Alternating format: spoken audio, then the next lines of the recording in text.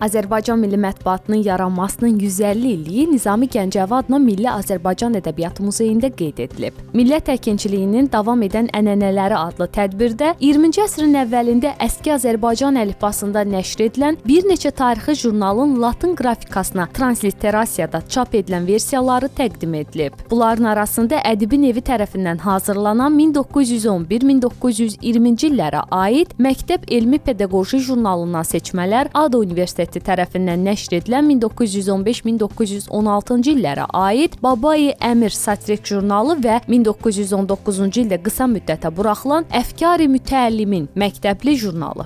Bu nəşrlərin doğrudan da ərsəyə gəlməsi böyük hadisədir. Niyə böyük hadisədir? Bəzi adamları bu maraqlandıra bilər ki, niyə axı? Bu, yəni belə bir çətin işdir. Bəli, çətindir. Ona görə ki, bizim tariximizdə bəlli olduğu kimi, məlum olduğu kimi, əlifbamız dəfələrlə dəyişib. Uzun illər əski əlifbasında olan ədəbiyyatımız, zəngin xəzinəmiz bizim əski əlifbada, yəni ərəb əlifbasında olur.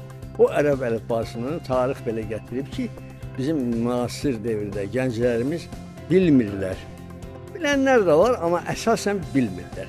Ona görə bunu götürüb bu cür müasir əlifbaya keçirmək bizim bugün işləyən əlifbamıza mən arzu eləyərdim ki, bu bizim dəyişdiyimiz, bu bugün işlətdiyimiz sonuncu əlifbamız olsun. Qeyd edək ki, hər üç mətbu orqanın məqsədi ötən əsrin əvvəlinin maarifçilik hərəkatına, o cümlədən Azərbaycan cəmiyyətində təhsilin inkişafı, elmin yayılması və milli şuurun formalaşmasına öz töhfəsini vermək idi. Məktəb Elmi Pedaqoji jurnalından seçmələr üzərində işləyən, xüsusilə gənc tədqiqatçılar idi. Ədibin Evi tərəfindən keçirilən əski Azərbaycan əlifbası üzrə təlim kursunun məzunları.